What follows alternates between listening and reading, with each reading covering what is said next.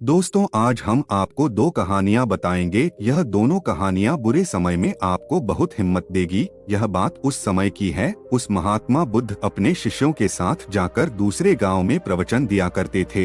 एक बार की बात है, गर्मी का समय था। बहुत तेज कड़ाके की धूप निकली हुई थी। महात्मा बुद्ध और उनके शिष्य किसी गांव में प्रवचन देने जा रहे थे। उन सभी शिष्यों का गर्मी से हाल बेहाल हो रखा था और वह सभी चलते चलते बहुत थक भी गए थे। महात्मा बुद्ध के प्रिय शिष्य आनंद भी उनके साथ थे। अब आनंद के मन में भी सवाल उठ रहा था। अंत में उन्होंने बुद्ध से कहा, गांव कब आएगा और यहाँ से कितनी दूर है? हम थक गए हैं। वही खेत में एक बूढ़ा व्यक्ति काम कर रहा था। आनंद ने उस आदमी को देखकर बुद्ध से कहा, चलिए हम उनसे दूरी पूछ लेते हैं। बुद्ध ने हामी भरी और साथ चल गए। आनंद ने बूढ़े आदमी के पास जाकर पूछा कि यहाँ से आने वाला गांव अभी कितनी दूर है? बूढ़े व्यक्ति ने कहा कि यहाँ से वह गांव अब कुछ ही दूरी पर है, आप जल्दी पहुँच जाएंगे। यह कहकर वह व्यक्ति बुद्ध की तरफ देखकर मुस्कुराने लगे। बुद्ध भी उस बूढ़े व्यक्ति को देखकर मुस्कुराए। आनंद को यह समझ में नहीं आया कि वह लोग क्यों मुस्कुरा रहे हैं, इसका कारण क्या है। मैंने भी ऐसी कोई बात नहीं की जो यह लोग मुस्कुराए। आनंद के मन में यह सवाल अभी था ही कि वह लोग आगे निकल गए। आगे जाने के बाद जब फिर से गांव नहीं आया, तब आनंद के मन में फिर से यह सवाल आने लगा कि वह बुजुर्ग द्वारा बताए गए रास्ते के अनुसार भी गांव नहीं आया। फिर रास्ते में आनंद को एक और महात्मा मिल गए। आनंद ने उन महात्मा से फिर वही सवाल पूछा कि आने वाला गाँव और कितना दूर है। महात्मा ने कहा कि ज्यादा दूर नहीं है, बस 2-4 किलोमीटर ही दूर है।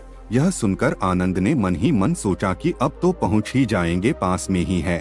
और फिर तभी दोबारा से महात्मा बुद्ध रास्ते में मिले। महात्मा को देखकर थोड़ा सा मुस्कुराए और महात्मा भी गौतम बुद्ध को देखकर थोड़ा मुस्कुराने लगे। और फिर से एक बार आनंद के दिमाग में सवाल उठने लगता है कि आखिर दोनों के आपस में मुस्कुराने का आखिर कारण क्या है। परंतु वह लोग आगे बढ़ने लगे।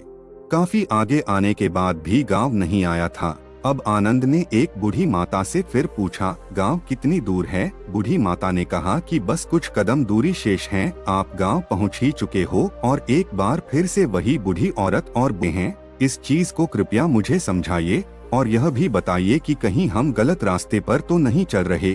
तभी से गांव नहीं आ रहा है और इतना समय लग रहा है।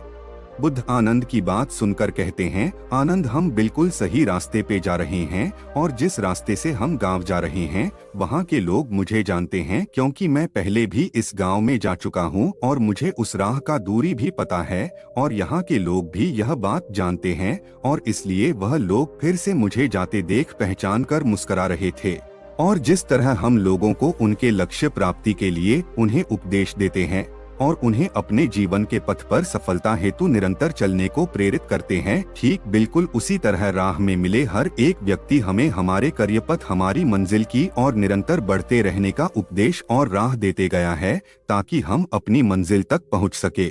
बुद्ध की यह बात सुनकर आनंद मुस्कुरा उठे और सभी एक बार फिर से गांव के लिए निकल गए और कुछ समय बाद वह लोग वहां पहुंच जाते हैं। दोस्तों, जिस तरह बुद्ध और उसके शिष्यों को रास्ते में कोई लोग मिलते हैं जो उन्हें मार्ग पर जाने के लिए प्रेरित करते हैं, ठीक उसी प्रकार हमारे जीवन में भी हमें किसी न किसी रूप में प्रेरणाएं मिलती रहती है। बस फर्क यह है कि हम उसे पहचान पाते हैं कि नहीं।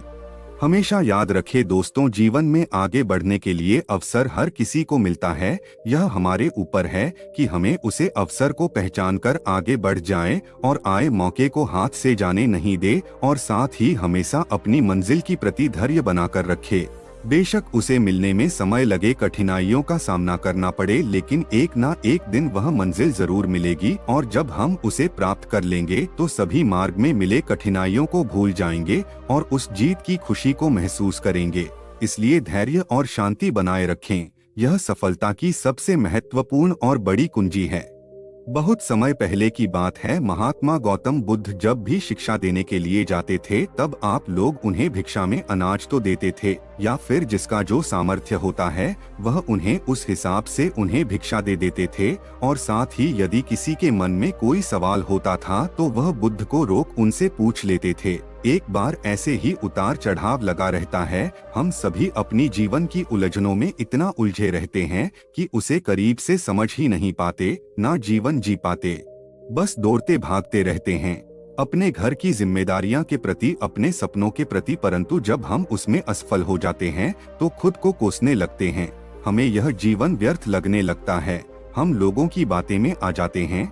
हम अपने जीवन की अहमियत नहीं समझ पाते और पूरा जीवन ऐसे ही निकल जाता है और हम अंतिम समय में अफसोस करते हैं कि काश हमने जीवन को सही से जिया होता, उसकी अहमियत समझी होती।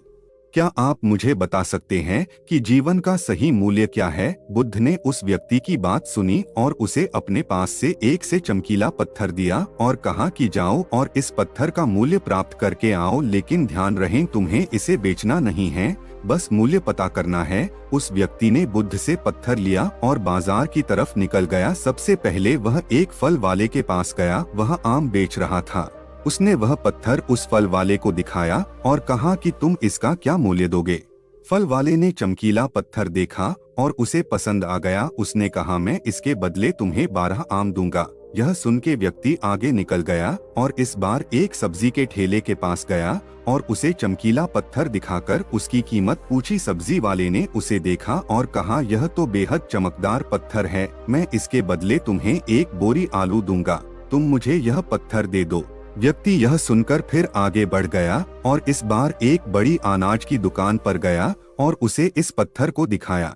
दुकानदार पत्थर को देखकर कहता है इतना प्यारा पत्थर, मैं इसे रख लेता हूँ और इसके बदले तुम्हें 5 अनाज की बोरी दूंगा। व्यक्ति 3 जगह घूम चुका था, उसे हर जगह उस चमकदार पत्थर की अलग अलग मूल्य जानकर हैरानी हो रही थी कि भले एक पत्थर का इतना मूल्य कैसे हो सकता है, इन्हें इसमें ऐसा क्या दिख रहा है। उसके बाद वह व्यक्ति एक सोने चांदी के व्यापारी के पास गया और उस सुनार को पत्थर दिखाया और उससे इसका मूल्य पूछा।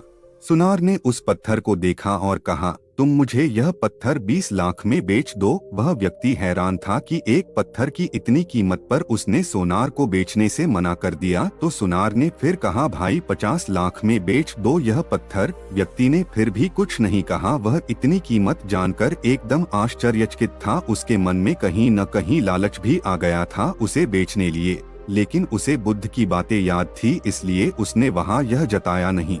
फिर सुनार ने खुद कहा कि तुम ही बता दो इसकी क्या कीमत तुम लोगे। उसने कहा कि मुझे माफ करें, मेरे गुरु ने इसे बेचने से मना किया है। और यह कहकर वह आगे चला जाता है। आखिर में वह व्यक्ति एक जौहरी के पास जाता है। जौहरी उस पत्थर को देख के उसे रूबी के रूप में पहचानता है। उसने उस पत्थर के सामने एक लाल कपड़ा बिछाया और उस बेशकीमती रूबी की एक परिक्रमा लगाई। फिर जौहरी उस व्यक्ति से पूछता है कहाँ से लाए भाई ये बेशकीमती रूबी? आप सारी कायनात, क्या सारी दुनिया बेचकर भी इस अनमोल पत्थर की कीमत नहीं लगाई जा सकती है? यह सुनकर वह व्यक्ति हक्का बक्का रह जाता है और भागकर वापस गौतम बुद्ध के पास जाता है और उनके चरणों में बैठ जाता है और पूरी कहानी बुद्ध को सुना देता है और अंत में कहता है महात्मा कृपा कर अब आप ही मुझे मानव के जीवन का मूल्य क्या है मुझे बताइए।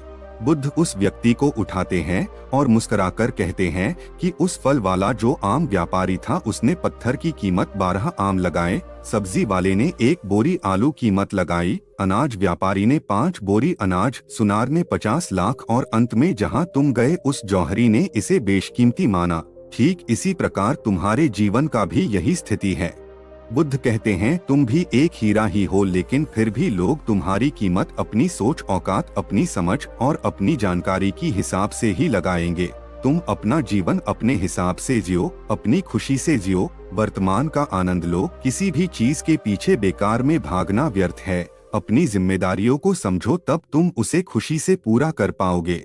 अपने सपने, अपने लक्ष्य के प्रति आगे बढ़ो, कदम बढ़ाओ, कोशिश करो, सफलता जरूर मिलेगी और आप अपने जीवन में स्वयं संतुष्ट भी हो जाओगे। बुद्ध की बातों से व्यक्ति का एकदम मन शांत हो गया था। उसमें अलग ही एक ऊर्जा आ गई थी। वह बुद्ध के चरणों को स्पर्श करके चुपचाप वहां से चला गया। उन्हें धन्यवाद कहकर वह बुद्ध की बातों से बहुत प्रभावित हो गया था। उसे आज अपने जीवन का मूल्य समझ में आ गया था। अब वह अपना मानवीय जीवन श्रेष्ठ कार्य में लगाना चाहता है। दोस्तों, हमें भी अपने जीवन और प्रतिभा का मूल्यांकन खुद करना चाहिए और पूरे आत्मविश्वास के साथ कोई काम करना चाहिए। अपने जीवन में हर वक्त शिकायत करने की जगह जो है उसी में अपनी खुशी देखनी चाहिए। फिर देखना जीवन आपको बोझ नहीं प्यारा लगेगा और तभी आप अपने जीवन से खुश और संतुष्ट हो पाएंगे। पूरी तरह और जीवन का आनंद ले पाएंगे। अब यह आपको तय करना है कि आप खुद को कैसा बनाना चाहते हैं। 12 आम लायक कामयाब या बेशकीमती हीरा। यह निर्णय केवल आपका है, आप खुद ले।